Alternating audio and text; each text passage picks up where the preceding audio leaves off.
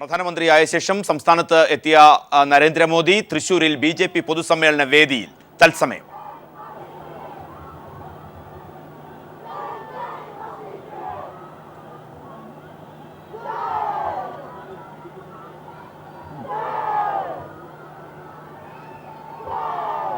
ബഹുമാന്യനായ ഇന്ത്യയുടെ പ്രധാനമന്ത്രി ശ്രീ നരേന്ദ്രമോദിജിയെ തൃശൂർ വടക്കുംനാഥൻ്റെ ഈ മണ്ണിലേക്ക്, ഈ മഹാസമ്മേളനത്തിലേക്ക് സന്തോഷപൂർവ്വം ആദരപൂർവ്വം സ്വാഗതം ചെയ്യുകയാണ്. വന്ദേമാതര ഗാനം ആലപിക്കുന്നതിന് വേണ്ടി കുമാരി ഗായത്രി അശോകൻ.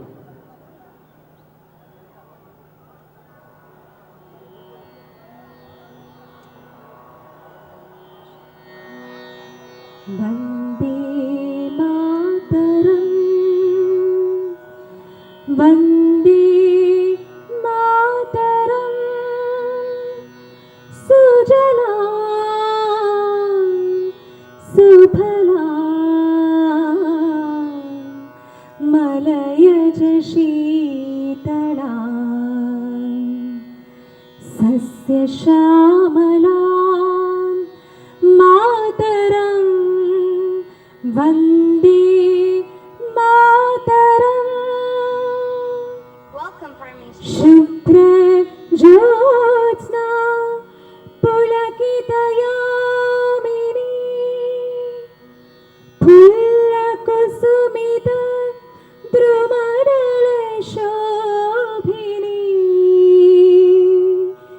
സുഹാസിനി സുമധുരഭാഷിണി സുഖദാം വരദാം മാതരം വന്ദേ മാതരം വന്ദേ മാതരം വന്ദേ മാതരം.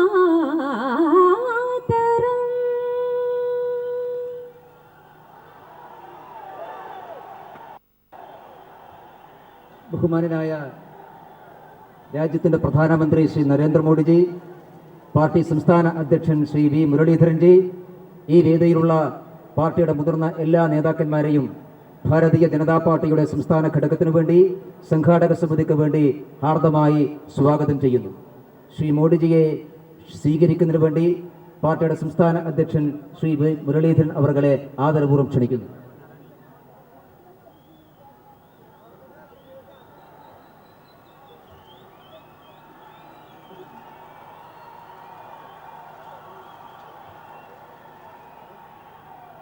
പാർട്ടി ജില്ലാ പ്രസിഡന്റ് ശ്രീ എ നാഗേഷ്, സംസ്ഥാന അധ്യക്ഷൻ ശ്രീ മുരളീധരൻ എന്നിവർ നരേന്ദ്രമോദിജിയെ പുഷ്പഹാരമണിയിച്ച് സ്വീകരിക്കുന്നു.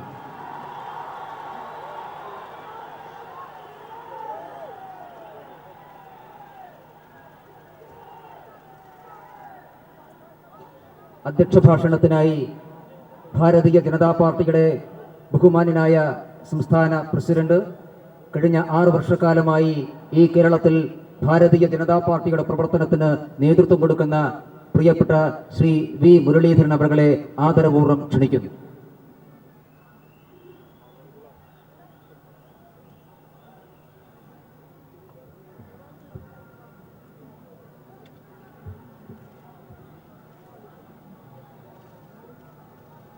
ഈ മഹാസംഗമത്തിൽ നമ്മളെ അഭിസംബോധന ചെയ്യാനായി ഇവിടെ എത്തിച്ചേർന്നിട്ടുള്ള ഭാരതത്തിൻ്റെ ബഹുമാന്യനായ പ്രധാനമന്ത്രി, നമുക്കേവർക്കും പ്രിയങ്കരനായിട്ടുള്ള നമ്മുടെ നേതാവ് ശ്രീ നരേന്ദ്രമോദിജി, വേദിയിൽ സന്നിഹിതരായിട്ടുള്ള ഭാരതീയ ജനതാ പാർട്ടിയുടെ പ്രമുഖരായിട്ടുള്ള നേതാക്കൾ ശ്രീ രാജേട്ടൻ, ശ്രീ കൃഷ്ണദാസ് ജി, ശ്രീ സി കെ പത്മനാഭൻ അവർകൾ, ശ്രീ പി എസ് ശ്രീധരൻ പിള്ള അവർകൾ, Shri K V Sreedharan master, പാർട്ടിയുടെ അഖിലേന്ത്യാ സെക്രട്ടറി ശ്രീ എച്ച് രാജ അവർകൾ, പാർട്ടിയുടെ കേരളത്തിന്റെ സഹപ്രഭാരിയായിട്ടുള്ള മംഗലാപുരത്ത് നിന്നുള്ള MP ശ്രീ നളിൻ കട്ടീൽ അവർകൾ, വേദിയിലുള്ള മറ്റ് പാർട്ടിയുടെ നേതാക്കളെ, തൃശൂർ ജില്ലയുടെ വിവിധ ഭാഗങ്ങളിൽ നിന്നെത്തിയിട്ടുള്ള 10,000-കണക്കിന് ഭാരതീയ ജനതാ പാർട്ടിയുടെ പ്രവർത്തകരെ, അനുഭാവികളെ, അതോടൊപ്പം ഈ തൃശൂർ ജില്ലയുടെ പരിസര ജില്ലകളായിട്ടുള്ള എറണാകുളം, പാലക്കാട്, മലപ്പുറം ജില്ലകളിൽ നിന്ന് എത്തിയിട്ടുള്ള പ്രവർത്തകരെ, മാധ്യമ സുഹൃത്തുക്കളെ, നിങ്ങൾക്ക് എല്ലാവർക്കും നമസ്കാരം. ഞാനൊരു ദീർഘമായ പ്രസംഗത്തിന് മുതിരുന്നില്ല.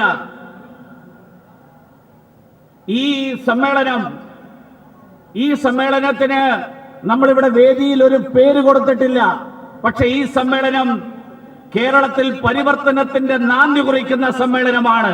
കേരളത്തിൽ മാറ്റത്തിന്റെ തുടക്കം കുറിക്കുന്ന സമ്മേളനമായിട്ട് ചരിത്രത്തിൽ രേഖപ്പെടുത്താൻ പോകുന്ന സമ്മേളനമാണിത്. അതിനു വേണ്ടിയിട്ട് അധ്വാനിച്ച, അതിനു വേണ്ടിയിട്ട് അതിൽ പങ്കെടുക്കാൻ എത്തിയിട്ടുള്ള ഈ പ്രദേശത്തെ ജനങ്ങളെ മുഴുവൻ അഭിവാദ്യം ചെയ്യാൻ ഞാൻ ഈ അവസരത്തിൽ ആഗ്രഹിക്കുകയാണ്. അതിനു വേണ്ടിയിട്ട് അധ്വാനിച്ചിട്ടുള്ള, വിയർപ്പൊടുക്കിയ ഈ 4 ജില്ലകളിലെ ഭാരതീയ ജനതാ പാർട്ടിയുടെ പ്രവർത്തകർ, അവരോരോരുത്തരെയും അഭിനന്ദിക്കാൻ ഞാൻ ഈ അവസരത്തിൽ ആഗ്രഹിക്കുകയാണ്. ഈ റാലി നിങ്ങളുടെ വിജയമാണ്. പക്ഷെ അതോടൊപ്പം കഴിഞ്ഞ 4-5 പതിറ്റാണ്ടുകളായിട്ട് കേരളത്തിന്റെ മണ്ണിൽ ഈ കാവ്യ പതാക, കുങ്കുമ ഹരിത പതാക, ഈ പതാക പാറിക്കാൻ വേണ്ടിയിട്ട് ജീവൻ ബലിയർപ്പിച്ച പരശതം ബലിദാനികളുടെ സ്മരണയ്ക്ക് മുന്നിൽ ഈ അവസരത്തിൽ ഞാൻ കുങ്കുമപ്പൂക്കൾ അർപ്പിക്കുന്നു. കാരണം അവർ നൽകിയ രക്തത്തിന്റെ വിലയാണ്, അവർ നൽകിയ ജീവന്റെ വിലയാണ് ഇന്ന് ഭാരതീയ ജനതാ പാർട്ടിക്ക് കേരളത്തിൽ കൈവരിക്കാൻ സാധിച്ചിട്ടുള്ള വിജയം. ബഹുമാന്യനായിട്ടുള്ള പ്രധാനമന്ത്രി ഏറ്റവും ഒടുവിൽ കേരളത്തിൽ വന്നത് നമുക്ക് ഓർമ്മയുണ്ട്. അദ്ദേഹം അന്ന് വന്നത് യെസ്, പ്രധാനമന്ത്രി അല്പസമയം തൃശൂരിൽ BJP പൊതുസമ്മേളനത്തെ അഭിസംബോധന ചെയ്യും. നരേന്ദ്രമോദി തൃശൂരിൽ BJP പൊതുസമ്മേളനത്തെ അഭിസംബോധന ചെയ്യുന്നു. തത്സമയം श्रीमान H. राजा, श्रीमान C.K. पद्मनाभन, श्रीमान K.V. श्रीधरन मास्टर, श्रीमान M.T. रमेश, सांसद श्रीमान नलिन कुमार, श्रीमती शोभा सुरेंद्रन, श्रीमान A.N. राधाकृष्णन, श्रीमान अल्फोंसा कन्नाथम, श्रीमान के सुरेंद्रन, श्रीमान K.P. श्रीसान, सांसद श्रीमान रिचर्ड है, श्रीमान नागेश, श्रीमान उमाकांथन, श्रीमान कृष्ण कुमार, श्रीमान के सुभाष, श्रीमान नारायण मास्टर, श्रीमान BL संतोष, श्रीमान PJ थॉमस और विशाल संख्या में पधारे हुए केरल के मेरे भाइयों और बहनों,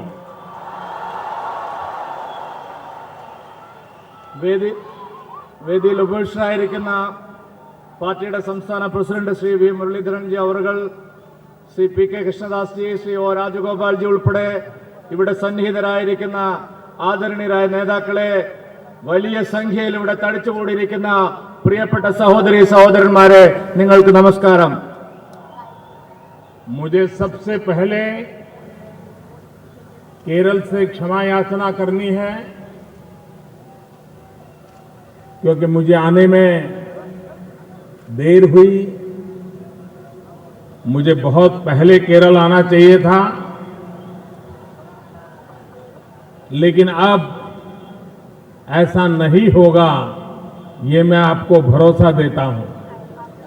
എനിക്ക് കേരളത്തിൽ ഇപ്പോൾ വരുമ്പോൾ അതിയായ സന്തോഷമുണ്ട്.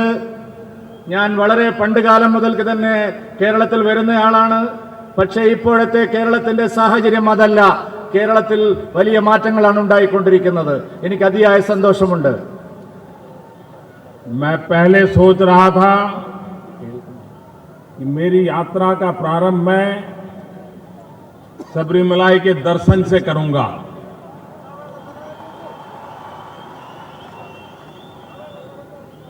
लेकिन किसी न किसी कारण से वो हो नहीं पाया,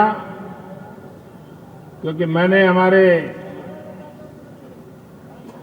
कार्यक्रम बनाने वालों को कहा था कि सबरीमलाई जाने का मेरा कार्यक्रम ऐसे बने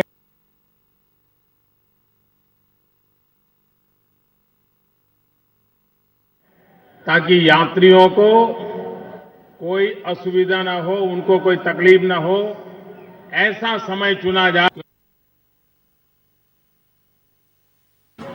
कार्यक्रम बनाने वालों को कहा था कि सबरीमलाई जाने का मेरा कार्यक्रम ऐसे बने ताकि यात्रियों को कोई असुविधा न हो, उनको कोई तकलीफ न हो, ऐसा समय चुना जाए ताकि कम से कम तकलीफ औरों को दे करके मैं सबरीमलाई जाके दर्शन करूं, आशीर्वाद ले सकूं। I can't hear. You can't hear. You can put here.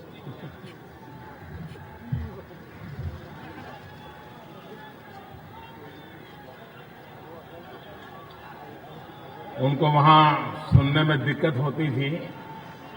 You please come. You what?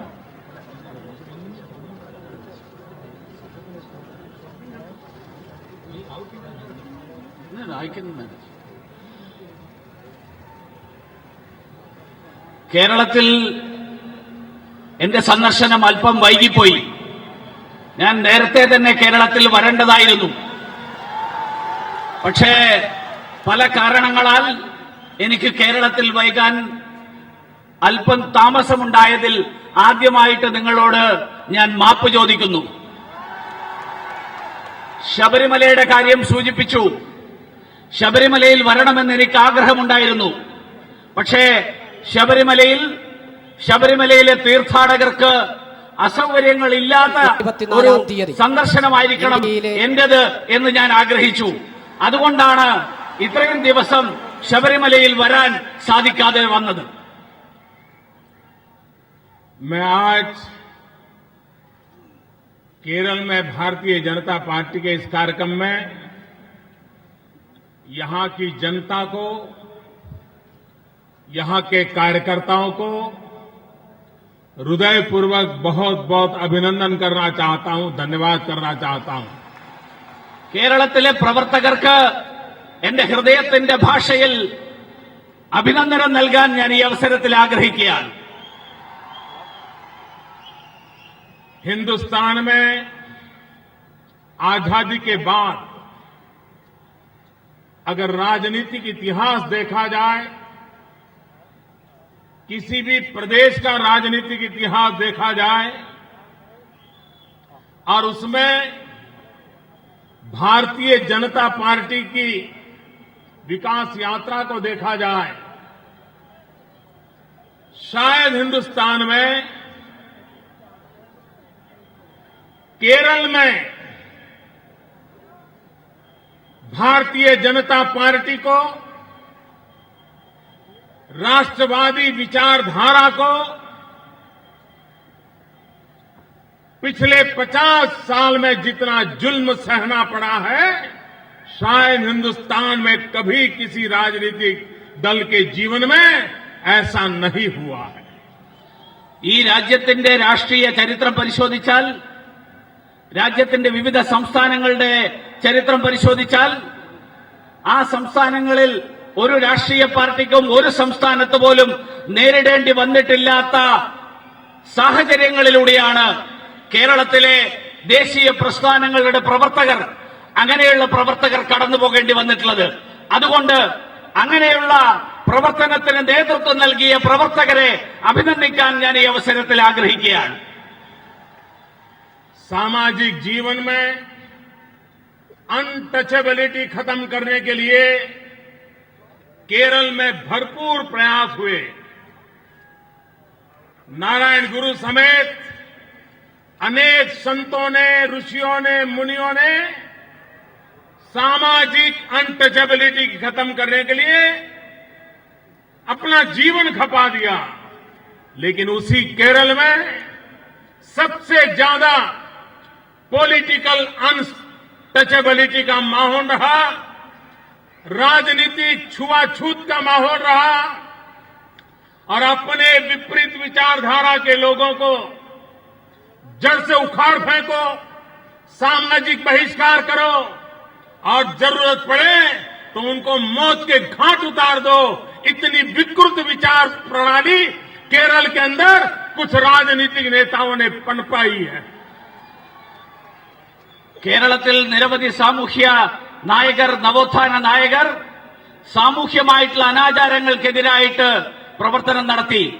Sreenarayana ഗുരുദേവനെ പോലെയുള്ള ആളുകൾ, അതുപോലെയുള്ള നിരവധി നവോത്ഥാന നായകർ, അവരാണ് കേരളത്തിൽ സാമൂഹ്യ രംഗത്ത് മാറ്റത്തിന് വേണ്ടിയിട്ട് അവരുടെ ജീവിതകാലം മുഴുവൻ പ്രവർത്തിച്ചത്. പക്ഷേ അങ്ങനെയുള്ള കേരളത്തിൽ ചില ആളുകൾ സാമൂഹ്യ രംഗത്ത് ഈ നവോത്ഥാന നായകന്മാരുടെ പ്രവർത്തനത്തിന്റെ ഫലമായിട്ട് തൊട്ടുകൂടായ്മ ഇല്ലാതായി. പക്ഷേ കേരളത്തിന്റെ രാഷ്ട്രീയ രംഗത്ത് ഇന്നും തൊട്ടുകൂടായ്മ അത് നിലനിർത്തുന്നു. ആ തൊട്ടുകൂടായ്മ നിലനിർത്താൻ, അങ്ങനെയുള്ള എതിർക്കുന്നവരെ മുഴുവൻ അവർക്കെതിരായിട്ട് അവരെ അടിച്ചമർത്താൻ വേണ്ടി വന്നാൽ അവരെ ശാരീരികമായിട്ട് ഇല്ലായ്മ ചെയ്യാൻ വേണ്ടിയിട്ടുള്ള പ്രവർത്തനത്തിന് നേതൃത്വം നൽകുന്ന ആളുകൾ ഈ കേരളത്തിലുണ്ട് എന്നുള്ളത് ദുഃഖകരമായിട്ടുള്ള കാര്യമാണ്. शायद देश को ये पता नहीं होगा कि पिछले कुछ वर्षों में भारतीय जनता पार्टी के 200 से अधिक कार्यकर्ताओं को मौत के घाट उतार दिया गया, उनकी हत्याएं की गई। सिर्फ राजनीतिक कारणों से हत्या की गई। हिंदुस्तान के राजनीतिक जीवन में ऐसा विकृत रूप कहीं नजर नहीं आता है. കേരളത്തില് കഴിഞ്ഞ അരനൂറ്റാണ്ടിനിടയില് 200ഓളം പ്രവർത്തകരെയാണ്, ദേശീയ പ്രസ്ഥാനങ്ങളുടെ പ്രവർത്തകരെയാണ് ഇല്ലാതാക്കിയത്, കൊല ചെയ്തിട്ടുള്ളത്. ഈ രാജ്യത്തെ ഒരു സംസ്ഥാനത്തിൽ പോലും രാഷ്ട്രീയമായിട്ടുള്ള വിരോധത്തിന്റെ പേരിൽ ഇത്തരത്തിലുള്ള വ്യാപകമായിട്ടുള്ള കൊലപാതകങ്ങൾ മറ്റെവിടെയും നടക്കുന്നില്ല. मातृभूमि की सेवा का प्रण लेकर के निकले हुए उन सैकड़ों कार्यकर्ता जिनको मौत के घाट उतार दिया गया, मैं आज भारतीय जनता पार्टी के इस सभा में उन सभी कार्यकर्ताओं को उनकी शहादत को नमन करता हूं. മാതൃ രാജ്യത്തിന് വേണ്ടി, രാഷ്ട്ര സേവനത്തിന് വേണ്ടിയിട്ട് പ്രവർത്തനത്തിന് വേണ്ടി ഇറങ്ങിയ, ആ പ്രവർത്തനത്തിൽ രാഷ്ട്ര സേവയുടെ പ്രവർത്തനത്തിന് വേണ്ടിയിട്ട് ഇറങ്ങി പുറപ്പെട്ടു എന്നുള്ള ഒരൊറ്റ കാരണത്തിന്റെ പേരിൽ ജീവൻ അർപ്പിക്കേണ്ടി വന്ന ആ പരശതം പ്രവർത്തകർക്ക്, ആ പരശതം ബലിദാനികൾക്ക് അവരുടെ മുന്നിൽ ശ്രദ്ധാഞ്ജലി അർപ്പിക്കാൻ ഞാൻ ഈ അവസരത്തിൽ ആഗ്രഹിക്കുന്നു. मैं केरल भारतीय जनता पार्टी के कार्यकर्ताओं के धैर्य की हमेशा तारीफ करता हूं और मैं देश भर के भाजपा के कार्यकर्ताओं को कहता रहता हूं कि सार्वजनिक जीवन में किस प्रकार से कार्य करना चाहिए, कैसा धैर्य होना चाहिए, ये अगर सीखना है तो केरल के भाजपा के कार्यकर्ताओं से सीखना चाहिए. കേരളത്തിലെ ഭാരതീയ ജനതാ പാർട്ടി പ്രവർത്തകരുടെ നിശ്ചയദാർഢ്യം, ആ നിശ്ചയദാർഢ്യം അത് ഞാൻ മറ്റ് സംസ്ഥാനങ്ങളിലെ BJP പ്രവർത്തകരോട് പറയാറുണ്ട്. കാരണം കേരളത്തിലെ പ്രവർത്തകർ കാണിക്കുന്ന ഈ നിശ്ചയദാർഢ്യം അത് അനുകരണീയമാണ്. ഈ രാജ്യത്ത് ഏത് സംസ്ഥാനത്താണെങ്കിലും അവിടെയുള്ള BJP പ്രവർത്തകർ മാതൃകയാക്കേണ്ടത് കേരളത്തിലെ പ്രവർത്തകരെയാണ് എന്ന് ഞാൻ അവരോട് പറയാറുണ്ട്. और मैं ये इसलिए आपको बधाई देता हूं क्योंकि यहां पर चुनाव जीतने की संभावना कहीं नजर नहीं आती थी. कोई पद मिलेगा, प्रतिष्ठा मिलेगी, इसकी कोई संभावनाएं नजर नहीं आती थी. हर चुनाव के बाद कार्यकर्ता मिलकर के हिसाब लगाते थे कि किसी की जमानत बची कि नहीं बची. हर चुनाव के बाद कार्यकर्ता हिसाब लगाते थे कि पिछले चुनाव की तुलना में इस बार हम कम वोटों से हारे कि ज्यादा वोटों से हारे. यही हिसाब किताब पिछले 50 साल लगाते रहे. उसके बावजूद भी विजय का नामो निशान नहीं था. सत्ता दूर दूर तक नजर नहीं आती थी. उसके बाद भी भारतीय जनता पार्टी का कार्यकर्ता भारत माता की जय बोलते बोलते अपने आप को खपाता रहा. 4 पीढ़ियां खपा दी. और इसलिए मैं केरल भारतीय जनता पार्टी के इन लक्षावधि कार्यकर्ताओं को शत शत नमन करता हूं. കേരളത്തിലെ ഭാരതീയ ജനതാ പാർട്ടി പ്രവർത്തകരെ ഒരിക്കൽ കൂടി ഞാൻ നമിക്കുന്നു. കാരണം കേരളത്തിൽ ഭാരതീയ ജനതാ പാർട്ടിയുടെ പ്രവർത്തനം നടത്തുന്ന പ്രവർത്തകരുടെ മുന്നിൽ അധികാരത്തിന്റെ കസേരകൾ അതകലെയാണ്, വിജയത്തിന്റെ പ്രതീക്ഷകൾ അതകലെയാണ്. ഓരോ തെരഞ്ഞെടുപ്പ് കഴിയുമ്പോഴും നടത്തുന്ന വിശകലനം കഴിഞ്ഞ തവണത്തേക്കാൾ കൂടുതൽ സീറ്റുകളിൽ ജാമ്യസംഖ്യ തിരിച്ചു കിട്ടിയോ എന്ന് മാത്രം നടത്തേണ്ടി വരുന്ന ഒരു സാഹചര്യമുണ്ടായിരുന്നു. തെരഞ്ഞെടുപ്പ് കഴിഞ്ഞാൽ കഴിഞ്ഞ തവണത്തേക്കാൾ കുറഞ്ഞ വോട്ട് കൊണ്ടാണോ ഈ തവണ പരാജയപ്പെട്ടത്, അതോ കൂടുതൽ വോട്ടുകൾക്കാണോ പരാജയപ്പെട്ടത് എന്ന് വിലയിരുത്തേണ്ടി വന്ന ഒരു സാഹചര്യമുണ്ടായിരുന്നു.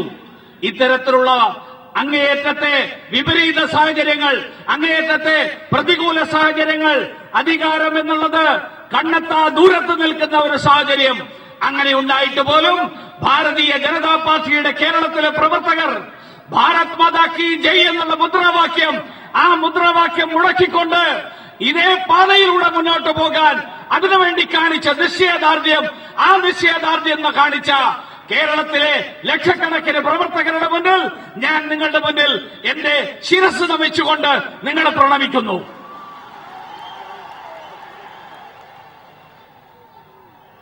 आपके धैर्य की भरपूर कसौटी हुई है और आप हर कसौटी में डिस्टिंक्शन मार्क के साथ पास हुए हैं. ये छोटी बात नहीं है. നിങ്ങളുടെ അധ്വാനം അതിന്റെ ഫലപ്രാപ്തിയിലേക്ക് നീങ്ങിക്കൊണ്ടിരിക്കുകയാണ്. ആ അധ്വാനം ഏറ്റവും ഉത്തമമായിട്ടുള്ള വിജയം, ഏറ്റവും ഡിസ്റ്റിങ്ഷനോടുകൂടിയിട്ടുള്ള പാസാവൽ എന്ന് പറയുന്നത് പോലെയുള്ള ഉത്തമമായ വിജയത്തിലേക്ക് എത്തിക്കൊണ്ടിരിക്കുന്നു എന്നുള്ള സാഹചര്യത്തിലാണ് ഇന്ന് നമ്മൾ നിൽക്കുന്നത്. और जनता ने भी अब अपना मन बना लिया है. पिछले महीने चुनाव हुए और केरल की जनता ने आप पर जो आशीर्वाद बरसाए हैं वो ये बताते हैं कि अब जनता ने आपकी तपस्या को आशीर्वाद दे दिया है. जनता जनार्दन ने हृदय से आपको स्वीकार कर लिया है. ജനങ്ങളും ഇപ്പോ അവരും തീരുമാനമെടുത്തു തുടങ്ങിയിരിക്കുകയാണ്. കേരളത്തിലെ ഭാരതീയ ജനതാ പാർട്ടി പ്രവർത്തകർ നടത്തിയ പ്രവർത്തനം, ആ പ്രവർത്തനത്തെ അംഗീകരിക്കാൻ തുടങ്ങിയിരിക്കുകയാണ്, അതിനെ അനുഗ്രഹിക്കാൻ തുടങ്ങിയിരിക്കുകയാണ്. ആ അനുഗ്രഹ വർഷമാണ് ഈ കഴിഞ്ഞ മാസം നടന്ന തെരഞ്ഞെടുപ്പുകളിൽ കേരളത്തിലെ ഭാരതീയ ജനതാ പാർട്ടിക്ക് നൽകിയത്. ആ അനുഗ്രഹ വർഷം അത് കേരളത്തിലെ ഭാരതീയ ജനതാ പാർട്ടിയുടെ പ്രവർത്തകർ നടത്തിയ കഠിനാധ്വാനത്തെ കേരളത്തിലെ ജനങ്ങൾ അംഗീകരിക്കുന്നതിന്റെ സൂചനയായിട്ട് തീർച്ചയായിട്ടും നമുക്ക് കണക്കാക്കാം. और मैं देख रहा हूं कि पिछले पंचायत के चुनाव में, नगरपालिका, महानगरपालिका चुनाव में यहां की जनता ने जो आपको इतना बड़ा समर्थन दिया और कई स्थानों पर भारतीय जनता पार्टी के कार्यकर्ता विजयी हुए, उनको जनता की सेवा करने का अवसर दिया, इसके लिए मैं यहां की जनता का भी हृदय से अभिनंदन करता हूं. बहुत बहुत धन्यवाद करता हूं. ഈ കഴിഞ്ഞ തെരഞ്ഞെടുപ്പിൽ കേരളത്തിലെ ജനങ്ങൾ ഭാരതീയ ജനതാ പാർട്ടിയുടെ പ്രവർത്തകർക്ക് നൽകിയ ഈ അംഗീകാരം നിരവധി സ്ഥലങ്ങളിൽ ഭാരതീയ ജനതാ പാർട്ടിയുടെ പ്രവർത്തകരെ വിജയ സോപാനത്തിലേക്ക് എത്തിച്ച, പഞ്ചായത്ത് മുനിസിപ്പൽ തെരഞ്ഞെടുപ്പുകളിൽ വിജയ സോപാനത്തിലേക്ക് എത്തിച്ച കേരളത്തിലെ ജനങ്ങൾക്ക് ഞാൻ ഈ അവസരത്തിൽ നന്ദി രേഖപ്പെടുത്തുകയാണ്. भाइयों बहनों, मैं पिछले दिनों अबू धाबी गया, दुबई गया, गल्फ कंट्रीज में जहां गया वहां मैं भारतीय समुदाय को मिला. मैं अबू धाबी में लेबर कॉलोनी गया, जहां पर हमारे देश से गए हुए सभी बंधु जो वहां काम करते हैं, जहां रहते हैं, और मैं विशेष रूप से केरल से वहां गए हुए सभी भाइयों को मिलकर के आया हूं. ഈ കഴിഞ്ഞ ദിവസങ്ങളിൽ, കഴിഞ്ഞ മാസങ്ങളിൽ ഞാൻ ചില വിദേശ രാജ്യങ്ങളിൽ പോയിരുന്നു. ദുബൈയിലും അബുദാബിയിലും ഒക്കെ പോയി. അവിടെ കേരളത്തിൽ നിന്ന് അടക്കമെത്തി അവിടെ ജോലി ചെയ്യുന്ന ലക്ഷക്കണക്കിന് ആളുകളുടെ സാഹചര്യങ്ങൾ ഞാൻ മനസ്സിലാക്കി. അവിടുത്തെ ലേബർ ക്യാമ്പുകളിൽ പോയി അവിടുത്തെ ജനങ്ങളുടെ, അവിടെ ജോലി ചെയ്യുന്ന ആളുകളുടെ ക്ഷേമ ഐശ്വര്യങ്ങളെ കുറിച്ച് ഞാൻ അന്വേഷിച്ചു.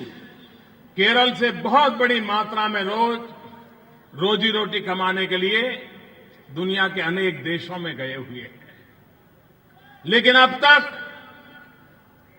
न उनकी कोई सुनवाई होती थी, न उनका किसी को हाल पूछने की फुर्सत थी। मैंने मेरी विदेश नीति में भारतीय समुदाय जो विदेशों में रहता है उसके कल्याण को प्राथमिकता दी है, उनके हकों की रक्षा को प्राथमिकता दी है और दुनिया के हर देश को भारतीय समुदाय के प्रति आदर और सम्मान और बराबरी का व्यवहार करने के लिए लगातार मैं बात कर रहा हूं और उसके सुफल भी, उसके अच्छे परिणाम भी नजर आ रहे हैं। നമ്മുടെ രാജ്യത്തിൽ നിന്ന് ലക്ഷക്കണക്കിന് ആളുകൾ വിദേശ രാജ്യങ്ങളിൽ ജോലി ചെയ്യാൻ പോകുന്നുണ്ട്. പക്ഷേ ഇത്രയും കാലം അവരുടെ സുഖ വിവരങ്ങൾ അന്വേഷിക്കാൻ, അവരുടെ സ്ഥിതിഗതികൾ എന്താണെന്ന് അന്വേഷിക്കും അവരോട് അവരെ കാണാൻ പോകാറുണ്ടായിരുന്നില്ല. പക്ഷേ ഇന്ന് നമ്മുടെ സർക്കാർ ഈ ലോകത്തിന്റെ എവിടെയുള്ള ഇന്ത്യക്കാരനാണെങ്കിലും അങ്ങനെയുള്ള ഓരോ ഭാരതീയന്റെയും അവന്റെ ജീവിതത്തിന്റെ സുഖത്തെക്കുറിച്ച്, അവന്റെ ക്ഷേമത്തെക്കുറിച്ച്, അതിനെക്കുറിച്ച് അന്വേഷിക്കുന്നു. അവരുമായിട്ട് നിരന്തരം ബന്ധപ്പെടുന്നു. അവരുടെ പ്രശ്നങ്ങൾ പരിഹരിക്കാൻ വേണ്ടിയിട്ടുള്ള ശ്രമങ്ങൾ നടത്തുന്നു. അങ്ങനെയുള്ള പ്രവർത്തനമാണ് ഈ സർക്കാർ നടത്തിക്കൊണ്ടിരിക്കുന്നത്. वेस्ट एशिया, जहां आज आतंकवाद का साया है, उन देशों में भारत के करीब 70 लाख लोग रहते हैं और उसमें भी केरल से गए हुए नागरिकों की संख्या बहुत बड़ी मात्रा में है। हर दिन चिंता रहती है कि उस देश में खतरा पैदा हो रहा है, मेरे देशवासियों का क्या होगा। लेकिन आपने देखा होगा कि इच्छा रहती है कि बेटा बेटी अच्छा पढ़े, ज्यादा पढ़े, लेकिन आज की शिक्षा इतनी महंगी है कि कभी गरीब मां बाप का बेटा पढ़ाई नहीं कर पाता है। उसको बैंक से लोन मिलनी चाहिए, लेकिन पिछले कुछ वर्षों से बैंकों की ऐसी कार्रवाई रही है, इस प्रकार का चाल चलन रहा है कि विद्यार्थियों को लोन देने का काम सबसे आखिरी रहता है। उनके साथ अन्याय होता है, उनका कभी कभी शोषण होता है। हमने बैंकों में आमूलचूल परिवर्तन का बीड़ा उठाया है और इतना ही नहीं, बैंकों को कठोर से कठोर सूचनाएं दी गई है कि जो विद्यार्थी बैंक से लोन लेना चाहता है उनको प्रायोरिटी देनी चाहिए। और भारत सरकार ने पिछले बजट में घोषित किया है कि हम विद्यार्थियों को बैंकों से पैसा लेने के लिए एक अलग मैकेनिज्म बनाएंगे, एक अलग बोर्ड बनाएंगे जो मॉनिटर करेगा ताकि विद्यार्थियों को बैंकों से पैसा लेने में कोई कठिनाई न हो, कोई दिक्कत न हो। इसको हमने प्रोएक्टिवली शुरू किया है। കേരളത്തിലെ ജനങ്ങൾ, കേരളത്തിലെ ചെറുപ്പക്കാർ വിദ്യാഭ്യാസം നേടുന്നതിൽ താൽപര്യമുള്ള ചെറുപ്പക്കാരാണ്. അതുകൊണ്ട് കേരളത്തിലെ എല്ലാവരും പഠനം നടത്താൻ താൽപര്യമുള്ളവരാണ്. പക്ഷേ ഇന്ന് വിദ്യാഭ്യാസം വളരെ ചെലവേറിയ ഒരു സംവിധാനമാണ്. സാധാരണക്കാർക്ക് താങ്ങാൻ പറ്റാത്ത വിധത്തിൽ വിദ്യാഭ്യാസത്തിന്റെ ചെലവുകൾ വർദ്ധിച്ചിരിക്കുകയാണ്. പാവപ്പെട്ടവർക്ക് ആ വിദ്യാഭ്യാസം താങ്ങാൻ സാധിക്കാത്തവർക്ക് വേണ്ടി വിദ്യാഭ്യാസ വായ്പകൾ, ആ വായ്പകൾക്ക് വേണ്ടിയിട്ടുള്ള പദ്ധതികൾ പണ്ട് മുതലേ നേരത്തെ തന്നെയുണ്ട്. പക്ഷെ പല ബാങ്കുകളും അത് യഥാവിധി നടപ്പിലാക്കുന്നില്ല. പല ബാങ്കുകളും വിദ്യാർത്ഥികളെ ചൂഷണം ചെയ്യുന്നു, അവരുടെ രക്ഷിതാക്കളെ പലതരത്തിലുള്ള ബുദ്ധിമുട്ടുകൾക്ക് വിധേയരാക്കുന്നു. നമ്മുടെ സർക്കാർ അതിനു വേണ്ടിയിട്ടുള്ള പ്രത്യേക നിർദ്ദേശം നൽകിയിരിക്കുകയാണ്. കഴിഞ്ഞ ബജറ്റിൽ വിദ്യാഭ്യാസ വായ്പകൾക്ക് വേണ്ടിയിട്ടുള്ള ഒരു പ്രത്യേക പദ്ധതി തന്നെ അത് വേണ്ട വിധത്തിൽ നിരീക്ഷിക്കാൻ, അതിന്റെ സൂപ്പർവിഷന് വേണ്ടിയിട്ട് അതിന് പ്രത്യേക ബോർഡ് രൂപീകരിക്കാൻ, അതിലൂടെ കേരളത്തിൽ ഉൾപ്പെടെയുള്ള നിർധനരായിട്ടുള്ള കുടുംബങ്ങളിൽ നിന്നുള്ള വിദ്യാർത്ഥികൾക്ക് അവരുടെ വിദ്യാഭ്യാസത്തിന് വേണ്ടിയിട്ട് ലഭിക്കുന്ന വായ്പകളുടെ കാര്യത്തിൽ ഒരു തരത്തിലുള്ള ഉപേക്ഷയും ഉണ്ടാകരുത് എന്നുള്ള ബി.ജെ.പിയുടെ പൊതുസമ്മേളനത്തെ തൃശൂരിൽ പ്രധാനമന്ത്രി നരേന്ദ്രമോദി അഭിസംബോധന ചെയ്യുകയാണ്.